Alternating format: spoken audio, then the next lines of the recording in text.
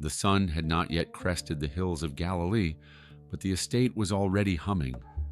In the vineyards, the dew clung to heavy clusters of purple grapes, and the rhythmic thud-thud of the olive press echoed through the courtyard. This was the house of a man whom the village called the Just. To look at his fields was to see a lifetime of sweat turned into gold. His storehouses were so full that the wood groaned under the weight of the grain. To be his son was to be a prince of the soil. But in the shadows of the portico, the younger son, Eliad, watched it all with a mounting sense of suffocation. He didn't see a legacy. He saw a cage. Every ritual, every Sabbath prayer, every clod of dirt he turned felt like a chain. To his right, his older brother, Joram, moved like a machine. Joram was the perfect son. His tunic was stained with the red clay of the fields, his face a mask of joyless obedience. He didn't work for love. He worked for the day. The estate would be his. Eliad couldn't wait that long. He stepped into the courtyard, his sandals slapping against the stone. The workers went silent. Even the wind seemed to die down as he approached his father, who was inspecting a shipment of wool. The old man looked up, a smile beginning to form in his eyes, but it froze when he saw Eliad's face. "Father," Eliad's voice was thin but sharp. "Give me the portion of the goods that belongs to me." The silence that followed was visceral. In a village like this, those words were a physical blow. To ask for your inheritance while your father still drew breath was to say, "I wish you were dead." It was a public curse. It was an invitation for the village elders to gather at the gate and stone a rebellious son. Joram dropped the tool he was holding. Servants looked at the ground, terrified.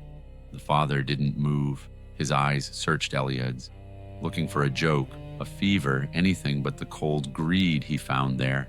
He looked at the land he had bled for. To give Eliad his share meant selling the very fields that had been in their family for generations. It meant tearing the heart out of the estate. And then, the father did the unthinkable. Without a word of protest, without calling for the guards, he nodded. For the next week, the house felt like a funeral. Eliad watched as merchants arrived to buy up the livestock and the outlying fields. He watched his father sign away pieces of his soul for bags of silver coin. Joram stood by, his jaw tight with a fury he couldn't voice, watching his own future being sold off to fund his brother's lust. Finally, the morning came. Eliad didn't wait for a goodbye.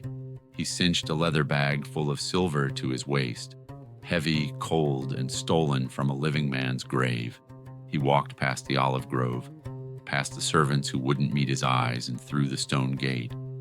He didn't look back at the old man standing on the roof, shading his eyes against the sun, watching his heart walk away into the dust. Eliad was free, and in his mind the father was already dead. The dust of Galilee was soon replaced by the paved white marble roads of the Decapolis.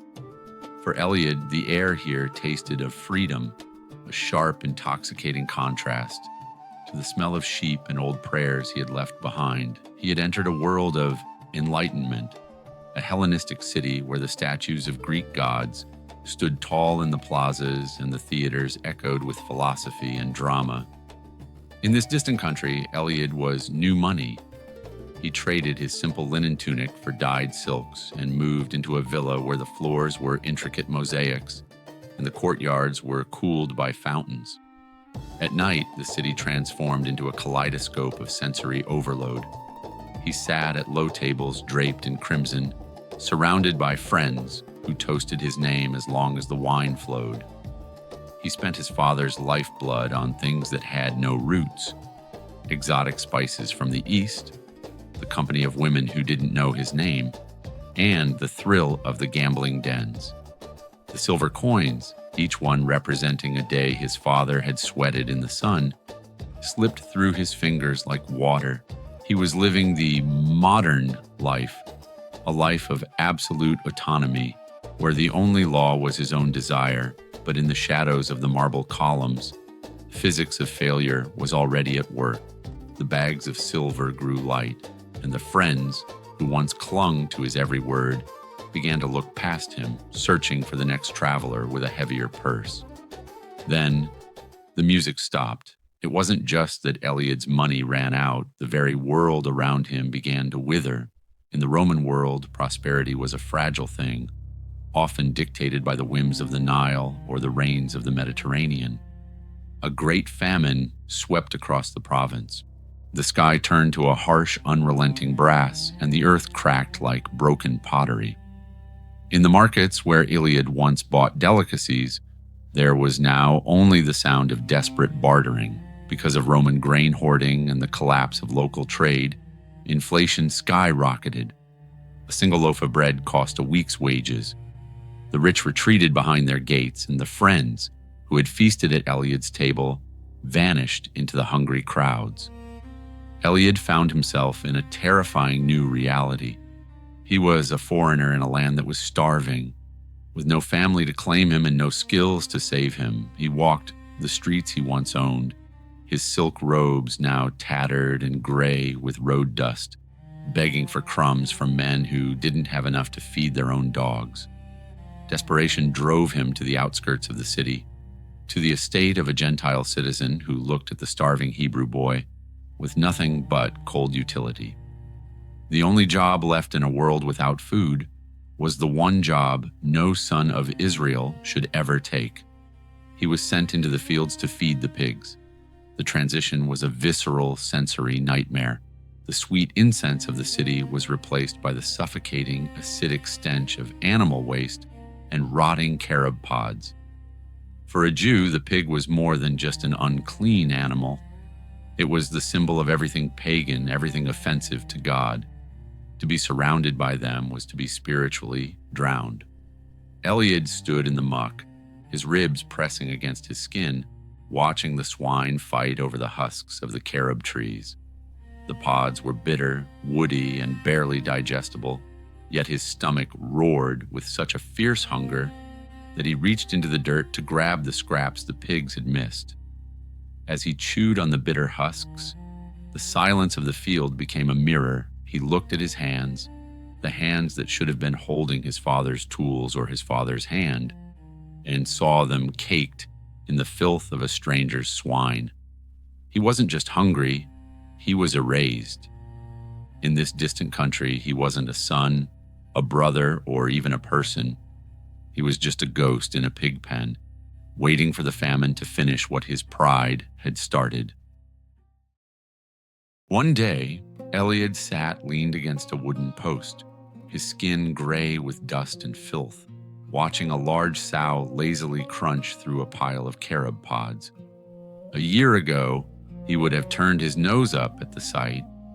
Now he found his hand trembling, reaching toward the dirt to snatch a half-eaten husk as the bitter, woody taste filled his mouth. A sudden, sharp memory pierced through the fog of his exhaustion. It was the smell of his father's kitchen at daybreak. In his mind's eye, he wasn't in a Gentile's field. He was standing in the doorway of the manor. He could see the steam rising from thick loaves of barley bread, fresh from the oven. He remembered the mystioi, the hired day laborers. They weren't even family, they weren't even slaves owned by the house. They were men from the village who showed up for a day's wage. And yet his father treated them with such abundance that they always left with baskets of leftovers. How many of my father's hired men have bread enough and to spare? He whispered, his voice cracking from disuse. And here I am, perishing with hunger. The realization hit him like a physical blow. He had traded a kingdom for a carob pod. He had traded the love of a patriarch for the indifference of a pigmaster. In that moment, the physics of failure reached its conclusion. The pride that had fueled his journey into the distant country finally evaporated, leaving nothing but the raw, naked truth of who he had become. He wasn't a son anymore. He had legally and spiritually severed that tie when he asked for the inheritance. He was a ghost.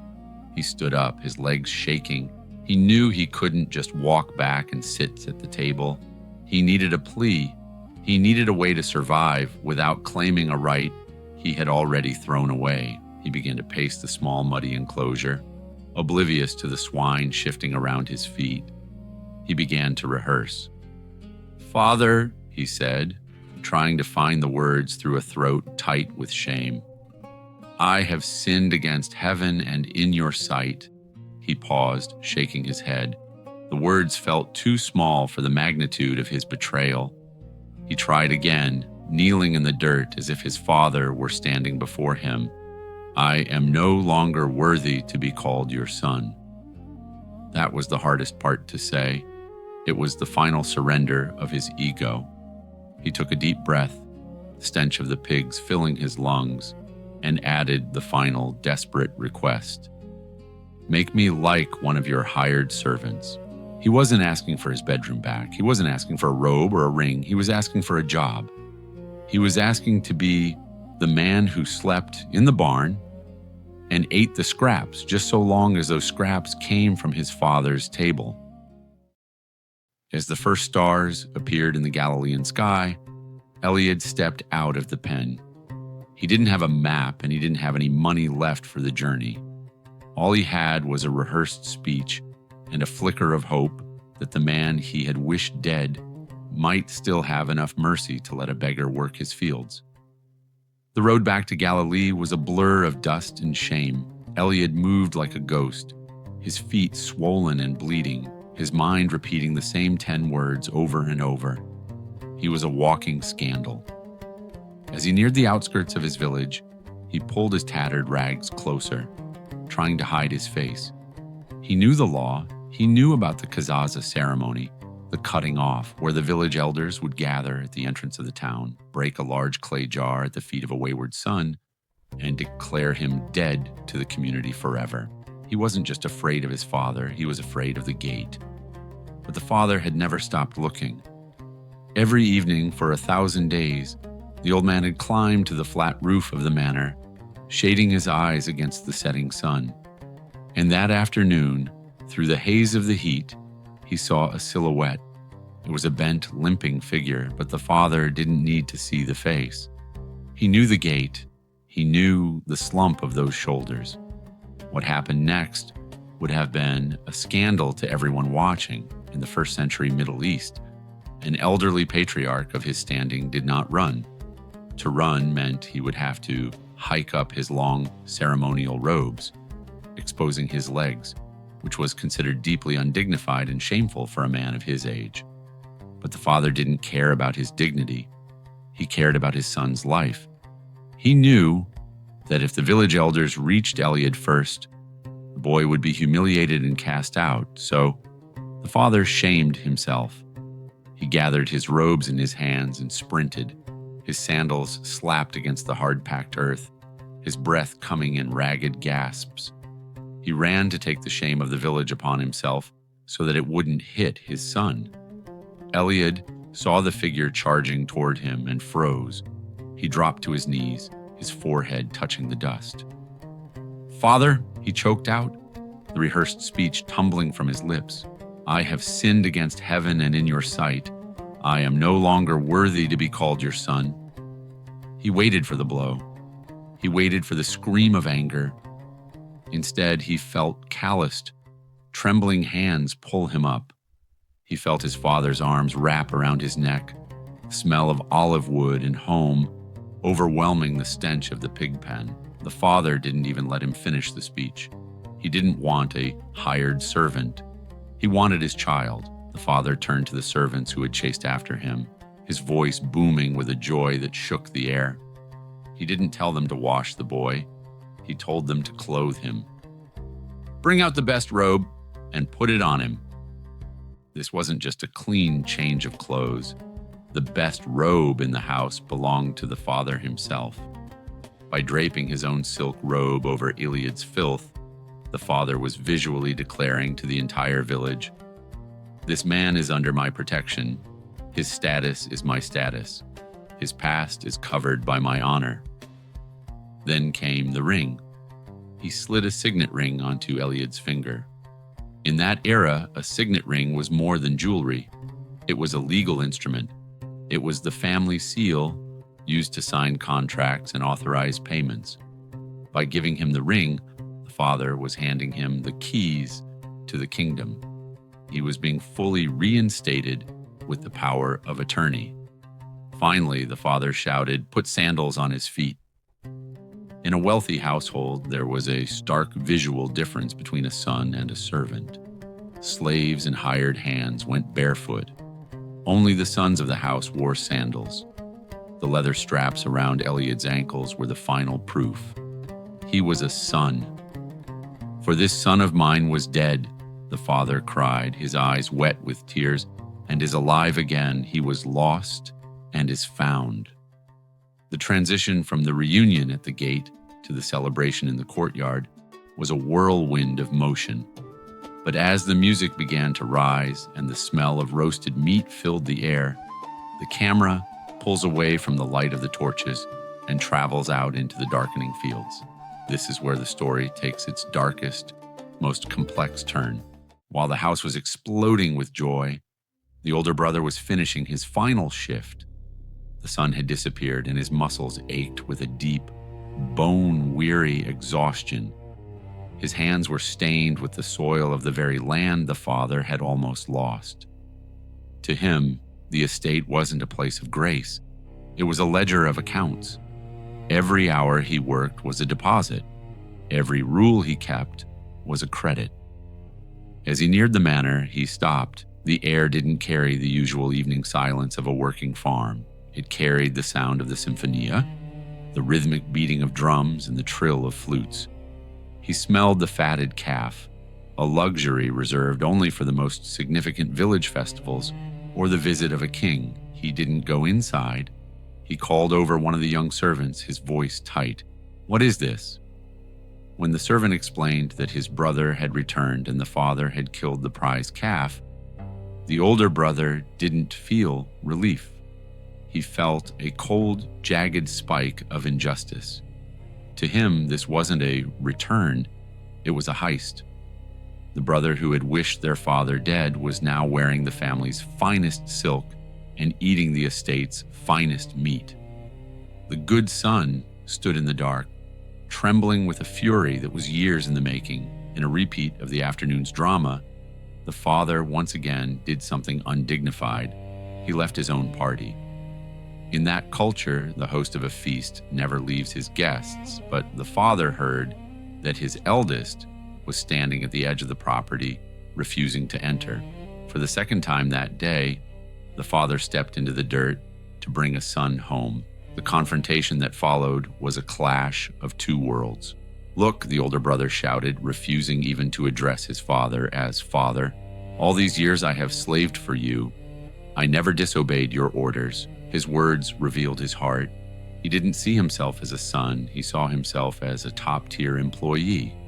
He was lost in his own righteousness, trapped in a prison of his own goodness.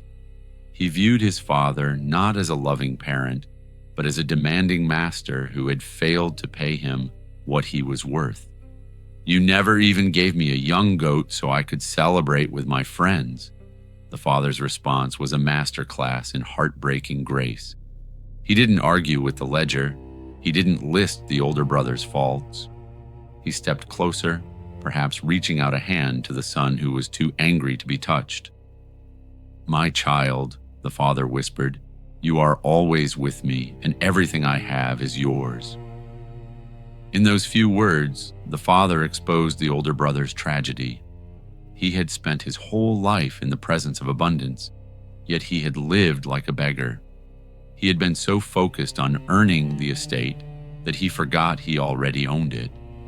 The father wasn't just offering a party, he was offering a relationship that wasn't based on a paycheck.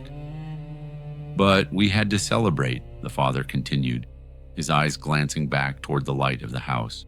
"For this brother of yours was dead and is alive again." The story ends on a haunting, cinematic cliffhanger.